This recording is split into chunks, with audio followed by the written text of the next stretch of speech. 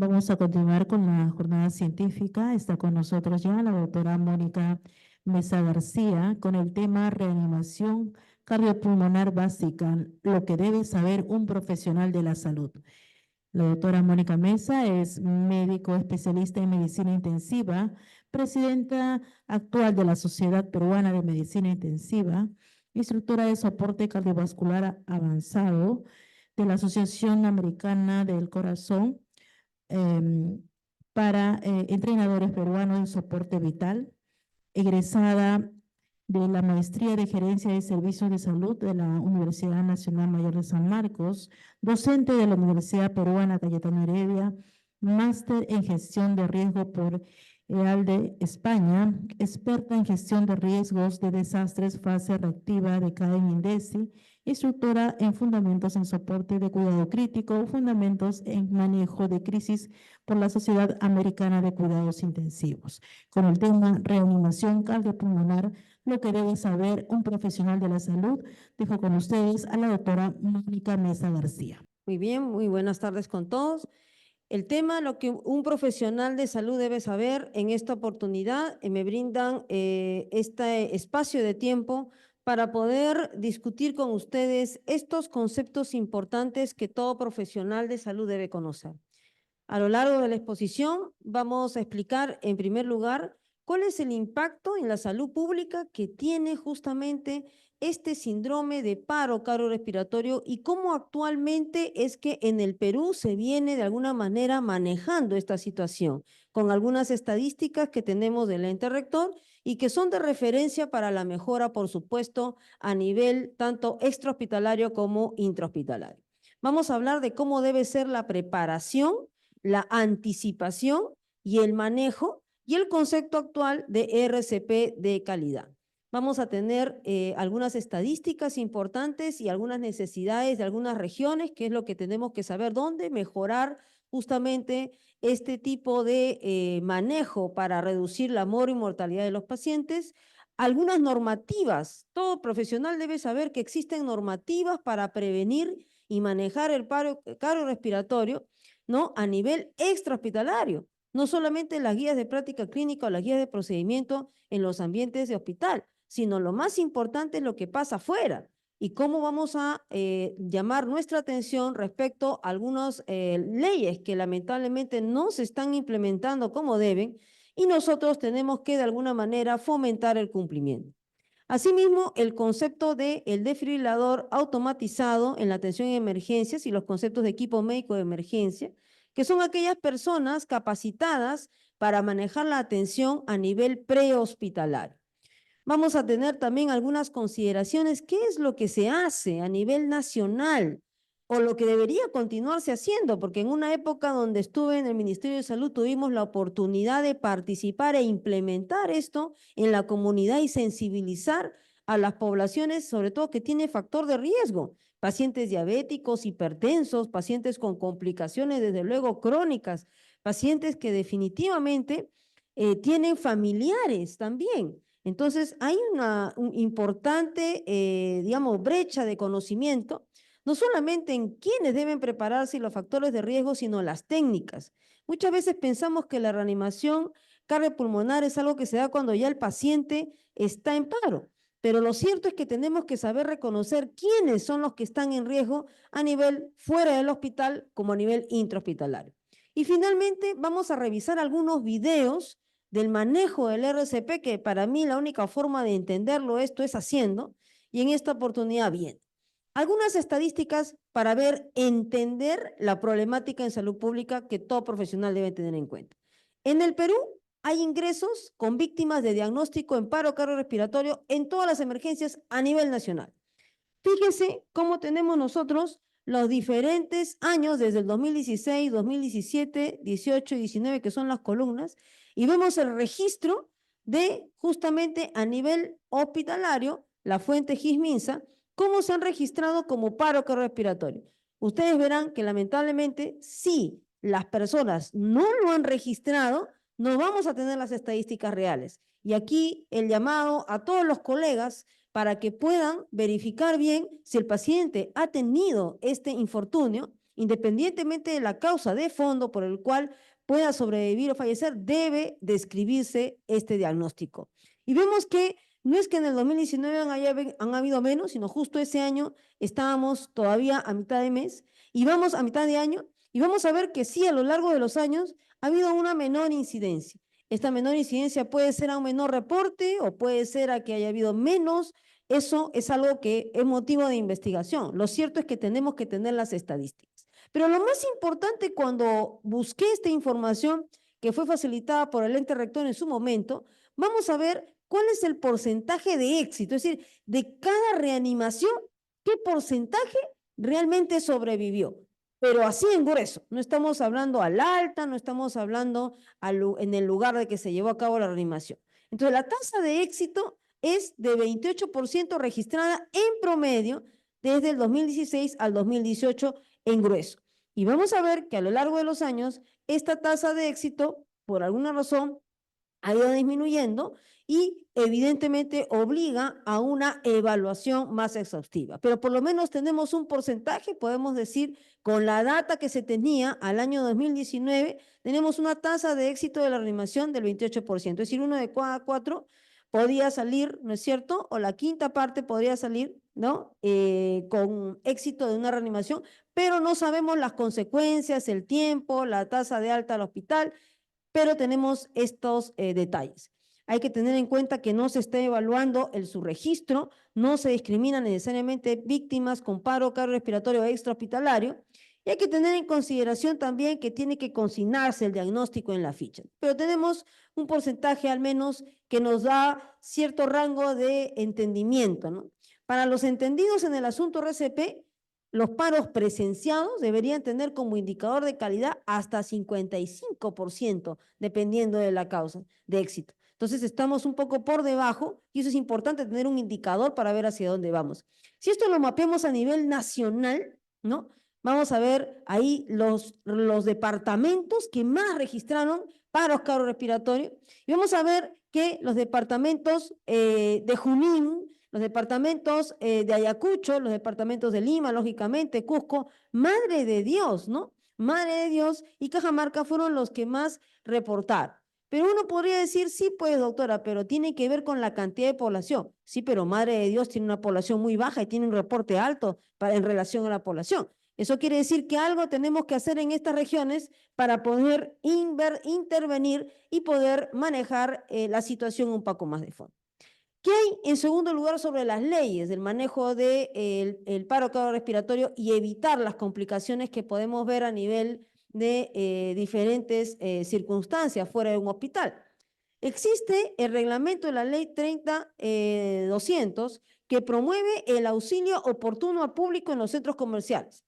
Está de más conocido que hay pacientes y personas que han fallecido en los centros comerciales, ¿no? Por no necesariamente tener lamentablemente, adecuado el personal capacitado y sobre todo el equipamiento. El artículo 4 dice que los primeros auxilios no constituyen atención de salud y son suministrados por personas que hayan recibido la capacitación en primeros auxilios. Eso quiere decir que la primera respuesta de un paciente, de una persona que sufre un estado de inconsciencia y de parada cardíaca, no necesariamente debe esperar a que haya un personal de salud. Eso implica que las personas en general tienen que estar capacitadas para el manejo de soporte vital básico y el uso del desfibrilador automatizado, que es un equipo importante para aquellos que presentan arritmias cardíacas, que es la causa del paro. También me dice sobre el personal, ¿no? Que el auxilio oportuno está a cargo de personas capacitadas, como dice ahí, y con certificación vigente por alguna institución que brinde dicha certificación. Esto es muy importante y los centros comerciales deberían garantizar eso. Además, la norma nos da la posibilidad de tener el equipamiento mínimo en cuanto a los primeros auxilios y el ente rector, a través de sus diferentes instancias, están en la plena potestad de revisar si esto se está cumpliendo dentro de los centros comerciales. Pero si ustedes acuden a un centro comercial con regularidad, lo mínimo por responsabilidad social que deberíamos hacer es verificar que se haga y hacer nuestras quejas respectivas cuando no hay esto. De esa manera fomentamos que estos centros comerciales los puedan explicar también como deben haber carteles instructivos en lugares visibles, así como lo es en el aeropuerto. Cuando se dio esta norma, se dio un plazo de 60 días calendario en el 2016 para que se pudiera, evidentemente, dar cumplimiento. La pregunta es, ¿todos están cumpliendo esto? ¿No? Entonces, evidentemente, nos deja una brecha. Y además, dice hasta cómo tiene que ser atendida la ficha para atender a la persona, ¿no? Entonces, evidentemente, tenemos que tener esto en mente. Normalmente hay como 70 millones de visitantes en el año 2019 para lo que son los centros comerciales, y esto probablemente la afluencia ha aumentado en los últimos años. Entonces, de acuerdo a este reglamento de la ley 30.200, tenemos que tener. Muchas veces nos quejamos y decimos, ¿cómo en otros países tienen y nosotros no? Bueno, la ley está, el problema es quién la cumple, ¿no? A nivel nacional, ¿no? También es importante contar que estos equipos, como ven acá el desfibrilador, ¿no? Son equipos que cada vez se han ido utilizando, como ven acá, esta es la atención que se hizo en algún momento en la Sierra del Perú, ¿no? Cada vez más hemos tenido la oportunidad de llevarlos en contingencias para la atención a nivel extrahospitalario. Yo muestro esas imágenes de manera muy rápida, acá está el equipo, ¿no? Para que ustedes puedan ver que esto sí hay, que el Perú tiene este equipamiento. Obviamente esperemos que lo sigan utilizando y lo siga desplegando. Este es el hospital de campaña de Piura, que lo implementamos también, ¿no? Con 65 camas. Acá está el desfibrilador. Teníamos desfibrilador en nuestro hospital de campaña. Esto es para que vean que sí hay equipamiento, pero tiene que haber personas que conozcan. Esta es la preparación de los Juegos Panamericanos, que también distribuimos desfibriladores por si acaso algún deportista o alguna persona pudiera sufrir alguna complicación. También tiene que haber una capacitación. La ley dice que no se restringe al personal de salud, tiene que ser a personas, ¿no? Que tienen cualquier, digamos, oportunidad de poder enfrentarse, sobre todo los que tienen familiares con riesgo, ¿no? Entonces, también se ha hecho capacitaciones o se hace capacitaciones a nivel de brigadas comunitarias. Yo explico esto sobre todo porque todo personal y profesional de salud debe saber que este campo del RCP no está restringido a la personal de salud. Primer punto. Y segundo, que si usted tiene conocimiento, puede tranquilamente organizarse bajo sociedades o bajo hospitales o bajo DIRIS o DIRESAS y poder hacer capacitación con algo de equipamiento para la comunidad, ¿no? Son intervenciones que sean a nivel nacional, ¿no? Inclusive a nivel escolar. Fíjense estas capacitaciones que se hacen en estrategias que existen en el país. Esto no es en otro país, es en otro país, ¿no?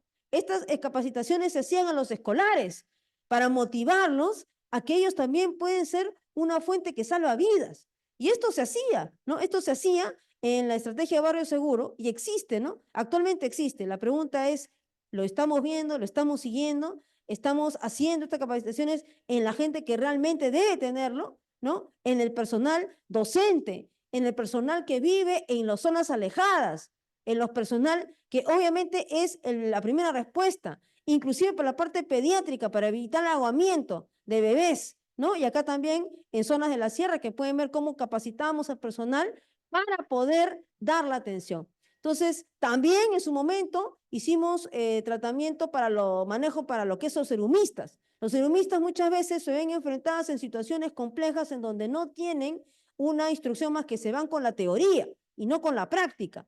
Y también en su momento se hizo estas sesiones para poder manejar esta situación. Entonces, en resumen, la reanimación no es una práctica limitada a profesionales de salud. Está enmarcada dentro del contexto del paciente en ambiente comunitario y también en ambiente hospitalario. Es algo que también está. Hay que reflexionar sobre el uso del DEA. Este es un ritmo que estamos poniendo aquí de fibrilación ventricular. Cuando hay un paciente entra en paro, tengo que reconocer determinados ritmos que son ritmos que si no los manejo con una descarga inmediata, el paciente fallece y mientras más me demore, más obviamente complicación para volverlo a la vida. Cuando se hizo un test a los serumistas, solo tenemos que el 13% no identificaron que este era un ritmo desfibrilable. Eso es grave, porque yo tengo que tener a mi personal que está en la parte más alejada de nuestro país, que es el servicio rural, ¿no es cierto?, marginal, y tiene que conocer, lo cual implica que nos falta todavía implementar esto a todo nivel. ¿Qué otro aspecto es importante conocer? Ya sé que a nivel extrahospitalario debo conocer muy bien cómo identificar la capacitación, cómo preparar a la comunidad. Pero ahora tengo que saber, ok, ¿a quién se le puede identificar que le puede dar un paro cardiorrespiratorio? Hay que anticiparse. Acá la palabra correcta es participación, anticipación y preparación. Entonces, en la anticipación, yo debo detectar las causas reversibles, porque sí, hay causas que me permiten identificar qué pacientes van al paro y les denomina las 5 Hs y las 5 Ts. Que en un paciente sea hospitalizado o no hospitalizado, puede tenerlas. Un paciente que está con sangrado masivo por un trauma, si yo no le doy la hidratación y la transfusión de sangre de manera oportuna, puede caer en paro. Un paciente con una enfermedad respiratoria, hemos estado en una clase de respiración, no recibe pronto su vacuna adecuada, se complica, no recibe tratamiento, cae en paro. Primero hace hipoxia, baja la saturación, eso genera bradicardia y va al paro. Pacientes con acidosis, los pacientes que se están dializando constantemente y que tienen complicaciones también hidroelectrolíticas como el potasio elevado. La hipotermia, un paciente que de pronto cae a un río o es casi ahogado en el mar, va a bajar la temperatura. Si el paciente baja por debajo de 32, tiene alta posibilidad de hacer un paro. Y mientras no lo caliente ese paciente, no va a poder mejorar ni salir de ese paro. Así como existen otras causas que le llaman las 5 Ts en relación a las reglas neumotécnicas. Neumotórax tensión, que es cuando hay una punción inadvertida del pulmón por un procedimiento o se rompe una bula, ¿no? Y esto genera también una causa de paro, ¿no? Es un problema de trastorno, un shock obstructivo, taponamiento cardíaco por derrame pericárdico, tóxicos, los narcóticos, y ahora mucha gente toma medicación sin regulación, trombosis pulmonar y trombosis coronaria. Entonces, si yo anticipo cualquier persona que puede estar expuesta a estas causas, existe una posibilidad que se quede inconsciente, entre en paro. Y eso es lo que yo tengo que recordar. Y las tengo que buscar mientras haga la reanimación. Repito, las tengo que buscar porque si no las trato, el paciente nunca va a salir de reanimación, así le haga una reanimación completa. Estas imágenes las traigo con el permiso del centro de entrenamiento en el cual yo soy instructora, PLST, y vamos a ver aquí que entrenamos porque parte del manejo de la reanimación es el manejo de la ventilación. La ventilación, como estamos viendo aquí, en donde vemos a un médico que sujeta la mascarilla oronasal y otro que ejerce la ventilación propiamente dicha, ¿no? Que es a 2 operadores, permite que la ventilación artificial se dé con un sellado casi perfecto. Esta maniobra tengo que recordarla, sobre todo en pacientes obesos.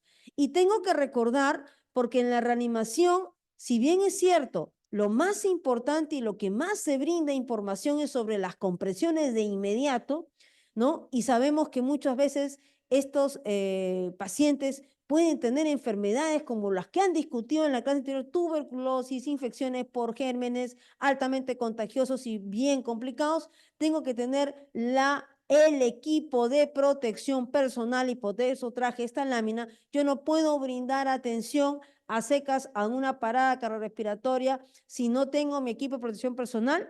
El personal de salud, como está en otros países, siempre tiene que tener un kit en su maleta de una mascarilla o un dispositivo para la bolsa máscara-mascarilla si es que pretende darle ventilación. ¿Por qué? Porque ese paciente le puede contaminar. Siempre hay que tener la bioseguridad. Y esta ventilación tiene que ir acompañada de oxígeno, como ustedes ven ahí al costado, de lo contrario solamente le doy 21%, y la hipoxia es la primera causa de paro que tenemos en general. Entonces, nosotros podemos optimizar la ventilación en plena parada cardíaca con 2 operadores, sí. De esta manera, como estamos viendo, se puede optimizar. Esto es un ejercicio que se está haciendo de probar habilidades. Se puede tener esa consideración. ¿Qué consideración tengo que tener en cuanto al tiempo transcurrido del paro? Acá vemos un gráfico en donde la G de las X determina el tiempo en minutos de transcurrido un paro en relación a la probabilidad de sobrevida. Y este gráfico es bastante conocido en las redes porque determina que si yo no tengo latido cardíaco, evidentemente en un tiempo X, este cerebro indefectiblemente lo voy a perder.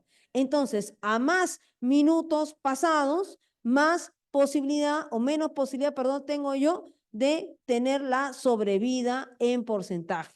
Eso implica que tengo que conocer cuáles son las fases de la parada cardiorrespiratoria. Aquí nos vamos un poquito a la fisiopatología. Tenemos la fase eléctrica, la fase circulatoria y la fase metabólica. Conforme se inicia el paro, comienza generalmente con la fase eléctrica, ¿no? Y obviamente aquí en esta parte, ¿no? Podemos tener en consideración que la cadena de sobrevida comienza con la identificación del ritmo para ver si es que este paciente es tributario a descargarlo. Les mostré un ritmo de fibrilación ventricular que es típico, que es como un ritmo caótico, no puedo identificar la onda P, la onda T, no puedo identificar ningún complejo QRS, simplemente es un voltaje que lo veo, ¿no?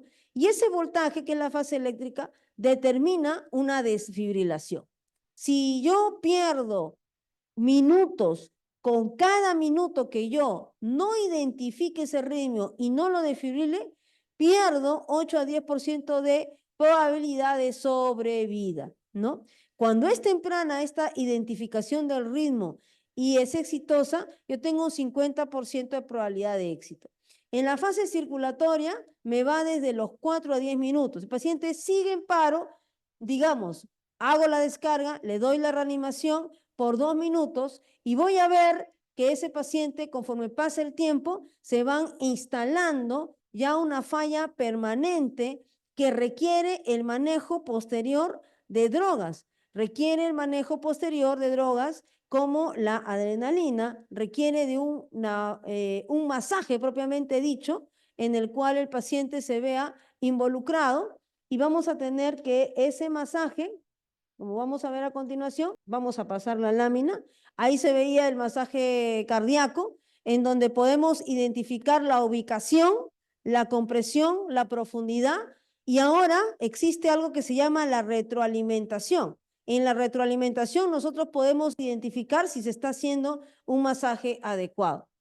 Finalmente, en la fase metabólica, ¿no? Conforme pasan los minutos, ya una vez que no he podido o ha sido frustra mi resultado de descarga, una vez que he hecho mi masaje cardíaco, quizás de la mejor manera o con fallas en la calidad, el paciente entra en la fase metabólica. Y aquí ya entra el metabolismo anaeróbico en el cual el paciente lamentablemente no va a poder salir si es que no se maneja el medio interno y las causas de fondo, esas H's y esas T's.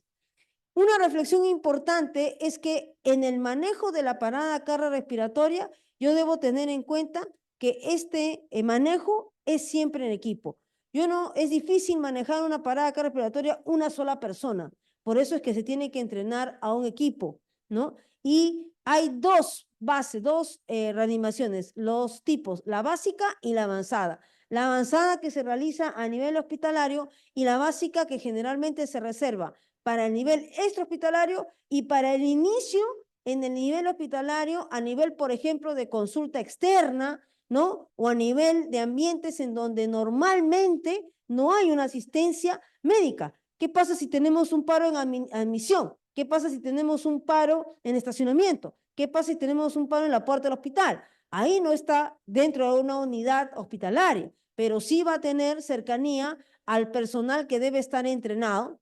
Entonces, esta función que ejerce cada uno de los miembros que acá ustedes están viendo en la reanimación es básico el entendimiento.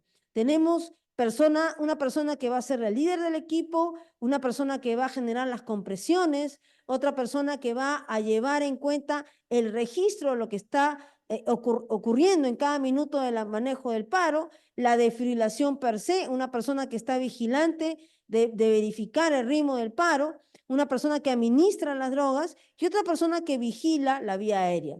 Se dice que hay un triángulo de manejo RCP que siempre debe existir. Acá le estoy mostrando 6 funciones básicas en una reanimación avanzada.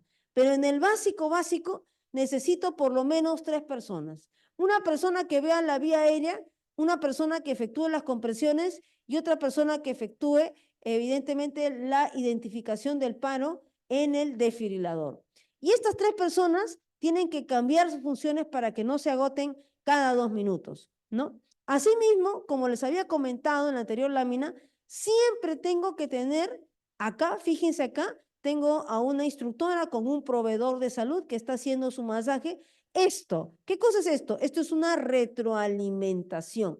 Es decir, si yo me voy a preparar en una actividad de reanimación cardiopulmonar, tengo que saber si mi masaje está bien hecho. Hoy por hoy, parte de la calidad implica, y eso lo deben saber ustedes, que debo medirme si el masaje lo estoy haciendo bien. Ahora, ¿cómo es que yo identifico los, digamos, casos en donde yo tengo que dar una descarga eléctrica con ese desfibrilador?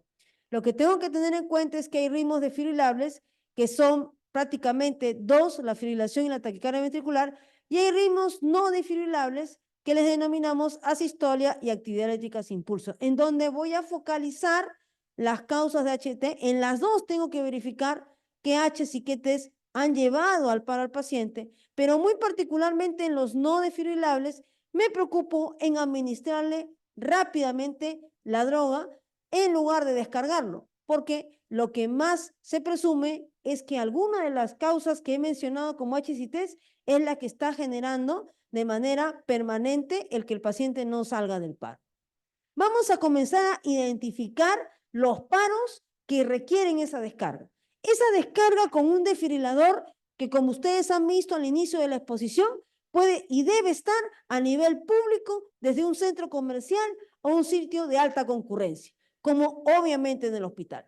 Este primer ritmo se denomina fibrilación ventricular, en donde prácticamente es como, yo le digo, un ritmo despeinado, no es un ritmo caótico, no puede usted identificar si es personal de salud, recordará un EKG, a todos nos han tomado un EKG en el preoperatorio, si es que han tenido intervención o si es que han tenido familiares, y aquí no pueden identificar nada. Ese ritmo se descarga. ¿Qué pasa cuando tenemos también una fibrilación ventricular fina? Vemos que está el mismo ritmo caótico, pero prácticamente las ondas son muy pequeñitas. ¿Cómo puedo hacer de no confundirme y decir, pero acá parece que no hubiera nada, parece que hubiera habido un error de la electricidad? Bueno, en el desfibrilador hay una parte, una perilla, un botón que sirve para aumentar el voltaje. Si usted aumenta el voltaje, inmediatamente va a ver que esto, de lo que era una fibrilación fina así, al aumentar el voltaje, usted va a volver a ver lo que usted conoce. Ambos ritmos se tienen que desfibrilar con una carga que puede variar dependiendo del tipo de desfibrilador que usted tenga o DEA que usted tenga. Eso lo da el fabricante. Pero casi todos tienen los modernos, que son los bifásicos, cuya descarga va entre 150 hasta 200. Este es otro ritmo que debo identificar. Acá la característica es que, a diferencia de la anterior, tiene un orden, es simétrico y esto parece como unos triángulos, es el complejo QRS que es ancho. Entonces, esta taquicardia ventricular, si yo evidencio en el paciente y lo evalúo, voy a ver que no tiene pulso. Si no tiene pulso, se le tiene que desfibrilar. Aquí el diagnóstico diferencial se hace con la taquicardia ventricular con pulso, en donde más bien lo que tengo que hacer es cardiovertir. Ya le voy dando otro concepto que no forma parte de esta clase, pero que es parte del diagnóstico diferencial cuando encuentro este ritmo. ¿Qué otro ritmo también debo tener en consideración? La actividad eléctrica sin pulso, que es cualquier ritmo diferente a la FB, fibrilación ventricular o TB, que no tiene pulso. Podemos tener un ritmo como este sinusal, podemos tener un ritmo así, pero si no tiene pulso, es una actividad eléctrica sin pulso. Podemos tener la sistolia, que es un ritmo en donde no tengo prácticamente ningún tipo de voltaje. Pero me van a decir, pero acá, mire, doctora, yo veo acá como un despeinadito, ya. Entonces, ¿cómo podría diferenciar esto que puedo tener duda por interferencia eléctrica de lo que les mostré hace un rato, esto y esto? Obviamente, tengo que subir el voltaje. Si yo subo el voltaje y sigue así, eso es una asistolia. Esto no se descarga. Ni la sistolia, ni la actividad eléctrica sin pulso se descarga. Entonces, yo lo que tengo que recordar es los ritmos que sí me van a generar la necesidad de descargar y obviamente, conforme pasa el tiempo y no lo hago, no lo identifico, el paciente tiene menos probabilidad de sobrevivir. Taquicardia ventricular sin pulso y la fibrilación ventricular, que es el ritmo caótico. Estos dos son los únicos ritmos que se descargan. Muy bien. Luego tenemos que repasar, hemos identificado los ritmos que se descargan, que son los 4 famosos ritmos de par. O sea, cualquier persona que no respira, que no tiene pulso, va a caer en cualquiera de esos 4 ritmos. Y yo, como personal de salud, debo conocerlo. ¿Y qué pasa si no soy profesional de salud? El desfibrilador lo va a identificar por mí y me va a decir, como ustedes van a ver en el video, ese paciente no necesita una descarga o este paciente necesita una descarga. Y usted va a tener que tomar las medidas de seguridad y hacer la descarga en ese equipo, como vamos a ver más adelante. ¿Qué otra cosa debo conocer? Que existen guías como esta, que es la guía europea, en donde nos da un algoritmo de cómo debo manejar a ese paciente que está inconsciente, que no tiene pulso, que no respira y que he identificado cualquiera de los ritmos que ya le mencioné. Parto de aquí, no responde, no respira, ¿qué tengo que hacer? Inmediatamente llamar al equipo de emergencia. En el Perú existen 2 números, el SAMU, que es el 106, y el de bomberos, 116. ¿Por qué los 2? ¿Por qué no uno? Porque todavía nuestro sistema de SAMU es insuficiente para la cantidad de población que necesitamos. Y el equipo de bomberos también tiene personal calificado para poder por lo menos dar esa asistencia. Y algunas ambulancias tienen lo que queremos todos, que es desfibrilador. Y cuando pido ayuda, pido que traigan el desfibrilador. Entonces, pido la ayuda y comienzo la reanimación con compresiones en relación a 30 compresiones por 2 ventilaciones, ¿no? ¿Qué pasa si no tengo el famoso ventilador manual AMBU que han visto en las primeras láminas? Bueno, si el paciente tiene riesgo de infección respiratoria, ¿no? Y yo no tengo equipo de protección personal, no le daré la respiración, solo le daré las compresiones. Y si tengo equipo de protección personal o un protector de filtro para la mascarilla, que idealmente el personal de salud la debe tener en su mochila, pues puedo hacer este tipo de variantes. ¿Cuántos ciclos le doy? Los ciclos que sean necesarios hasta que venga el desfibrilador, porque una vez que viene el desfibrilador lo tengo que conectar. No deberían pasar más de 3 minutos, ¿no? Porque a los 4 minutos se instala ¿qué fase? La fase circulatoria. Y de ahí ya viene la fase metabólica y no debo tener eso. Entonces, lo ideal es que casi en menos de 3 minutos aparezca el desfibrilador para yo poder saber qué, cualquiera de esos ritmos que les he mostrado. Si evalúa el ritmo del desfibrilador, como vamos a ver en el video, el desfibrilador le coloca los chuponcitos al paciente o le colocan las diferentes detectores, los electrodos, y va a identificar el ritmo. Si el ritmo es desfibrilable, usted va a encontrar que tiene o FB o TB, o la máquina le va a decir, he encontrado este ritmo, y usted simplemente va a tener que administrar una descarga y comenzar o continuar con las compresiones torácicas. ¿Qué pasa si evalúa el ritmo y no es desfibrilable? Encuentra una sistolia o una actividad eléctrica sin pulso. Usted no descarga nada y comienza con el RCP y le da adrenalina 1 miligramo. Este es el esquema que les mostré, es el esquema europeo. Pero también tenemos el esquema americano y también hay el esquema del IRCOR y así. Y también hay el consenso latinoamericano, pero todos nacen de estas 2 guías. Entonces, en este algoritmo básico se inicia la respiración.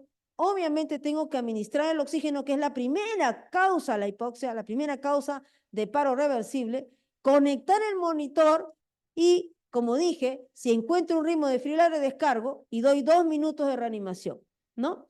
Obviamente tengo que en ese periodo colocar la vía endovenosa y esperar los 2 minutos de la reanimación y después de lo cual vuelvo a mirar mi monitor, ¿no? Para poder definir si requiero dar una segunda descarga. Si se requiere una segunda descarga, se la da y aquí ya se da la adrenalina después de la segunda descarga.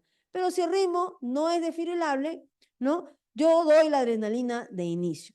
Esto que puede parecer complejo, la única manera de entenderlo es a través de la práctica, no hay otra. Y se recomienda que se haga la simulación o los ejercicios de simulación prácticamente anuales para no olvidarse la técnica.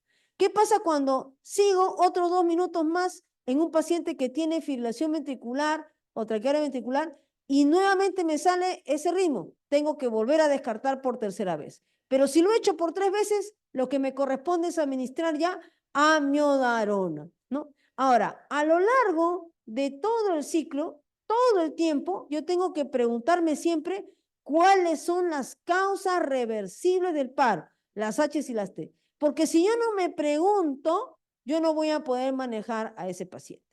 Entonces, acá vamos a ver rápidamente, ojalá que se vea, porque en el otro no se veía.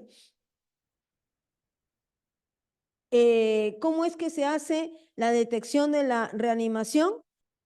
Aquí vemos la secuencia completa de la reanimación, ¿no? Aquí tenemos también otra valoración en donde tenemos a 2 reanimadores. En esta imagen, lo que se pretende identificar es cómo una vez que llega el desfibrilador que está aquí, esto es, digamos, en un ambiente extrahospitalario, yo tengo que colocar los electrodos en posición correcta y en posición que permita la adecuación de la posición de las manos, ¿no? Y vemos 2 operadores, un operador que ve la vía aérea y un operador que ve la parte torácica, ¿sí? Entonces, ¿qué más vemos también aquí? Que el desfibrilador está a un costado y acá vemos un celular. ¿Por qué vemos un celular? Porque estamos viendo que actualmente se pide que haya una sincronía en las compresiones. Las compresiones se tienen que dar en un promedio de 110 a 120 compresiones por minuto, lo cual implica que tengo que tener un control para la frecuencia. Si doy muy rápido, voy a hacer muy poco profundas mis compresiones. Si doy muy lento, no le voy a dar la suficiente entrega y perfusión a ese corazón y por lo tanto al cerebro, que es lo que finalmente tengo que tener. Entonces, esto ustedes se pueden bajar a partir de ahora en su celular un aplicativo que se llama metrónomo. Y en ese metrónomo ustedes le van a poder decir, quiero que me digas que suene cuando la frecuencia esté entre 110 y 120. Entonces, esa es la razón de ser de poder tener este tipo de aplicativos. Bueno, este otro video en donde teníamos al equipo de reanimación. Este es un ejemplo de cómo se debería hacer la reanimación. Es una sala de simulación en donde actualmente, ¿no?, se hace o se exige, la exigencia determina que el paciente mientras está reanimándose se coloque el dispositivo de vía aérea avanzada. Y ese dispositivo de vía aérea avanzada, la persona que lo coloque debe tener la destreza suficiente para poder colocarlo. Esto es importante porque permite que todo el tiempo se esté comprimiendo. La tendencia actual del RCP de alta calidad determina que las personas deban tener este tipo de destreza, sobre todo a nivel intrahospitalario. Como vemos en el video, vamos a tener una persona que dirige, que es el líder del equipo, que está viendo la función de cada uno de los demás. Vemos la persona que efectúa las compresiones, una persona que ve las vías aéreas y otra persona que está verificando el resultado del equipo del equipo que tenemos de desfibrilación. Entonces, de esa manera nosotros podemos tener cierta garantía de que se están cumpliendo el RCP de calidad en los pacientes. Bueno, acá también, qué pena, tenía también otro video para enseñarles cómo se hizo una reanimación a nivel hospitalario, ¿no? No permite la máquina colocarlo, pero vamos a aprovechar por lo menos esta lámina en donde vemos que el paciente, en el momento que se hace la descarga, ¿no?, tengo que identificar el ritmo en tiempo real. Identifico el ritmo y efectúo la descarga que puede variar dependiendo del tipo del desfibrilador, ¿no? En este caso, para este tipo de desfibrilador que es bifásico, se hace la descarga con 150 a 200 joules. ¿Qué otra cosa es lo que se tiene que ver en estos casos? Lo que tiene que verse es la medida de calidad. En el ambiente intrahospitalario, intra-UCI, hoy por hoy ya podemos ver si nuestra reanimación es efectiva o no. Y eso se hace a través de dos tipos de mediciones, la capnografía y la línea arterial, que es hoy una necesidad dentro de las áreas críticas, no solamente la UCI, también se tiene en los ambientes de emergencia y permite identificar si nuestro RCP de calidad. Yo tengo al paciente conectado, como pueden ver aquí, ¿no? Al dispositivo, está conectado todavía al ventilador y tiene la capnografía conectada, que es un dispositivo que mide el CO2 exhalado. Si ese CO2 se encuentra por encima de 10, yo por lo menos tengo cierta posibilidad de que la reanimación y las compresiones están siendo efectivas. Y si el paciente tiene una línea arterial, que es colocar como un Avocat a nivel de una de las arterias de la paciente, que puede ser femoral o radial, puedo ver la presión diastólica. La presión diastólica debería estar por encima de 40 para poder garantizar perfusión coronaria y que sea un RCP de calidad. Asimismo, ¿no? Tengo que verificar que el paciente pueda tener los reanimadores puedan tener un seguimiento a través de un celular. ¿Qué pasa cuando el paciente ya tiene un tiempo con la reanimación? Viene la fase de estabilización. Puede ser que el paciente salga del paro y cuando sale del paro, yo tengo que tener objetivos, que se llama que el paciente ha retornado a la circulación espontánea. Y en este retorno a la circulación espontánea, tengo el manejo de la vía aérea, ¿no? Como parte del objetivo, ya el paciente que ha salido tiene que tener un dispositivo de la vía aérea avanzada. Tengo que controlar la saturación para ver si es que logro mantener una oxigenación para el cerebro más de 92, si tengo una exhalación de CO2 adecuada, para lo cual le tomo una gasometría arterial y este debe ser entre 35 y 45, y teniendo esta parte ventilatoria y vía aérea adecuada, me fijo en la parte hemodinámica. La presión arterial tiene que estar por encima de 90 la sistólica y la media por encima de 65. ¿Qué pasa si no tengo estos objetivos? Tengo que corregir. No hay otra. ¿Cómo corrijo la oxigenación?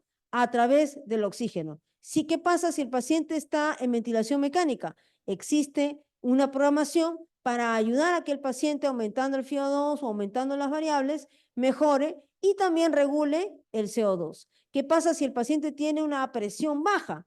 Tengo que darle volumen, tengo que darle inotrópico para lograr controlar la presión arterial, ¿no? Y una vez que yo logre estos objetivos, y para eso no me puedo, digamos, no puedo dejar de lado al paciente, tengo que estar al costado del paciente, ¿no? Digamos que mi paciente sale del paro, ha sido manejado en un ambiente de hospitalización, o un ambiente de consultorio externo, o un ambiente fuera, dentro de la parte hospitalaria, yo tengo que garantizar que el paciente llegue a estos niveles en el lugar donde esté, con el soporte y el apoyo del equipo médico, que puede ser de la emergencia o de la UCI.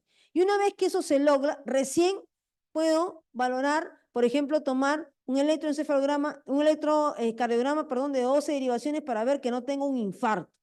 Y una vez que tengo esto, recién puedo valorar el estado neurológico del paciente. Entonces, acá ya veo el estado neurológico del paciente, ¿no? Y evidentemente, si hay indicios también en el electrocardiograma de infarto en curso, tengo que coordinar con el equipo de cardiología para lo que es cateterismo de emergencia en un paciente que ha caído del paro y obviamente ha salido del paro.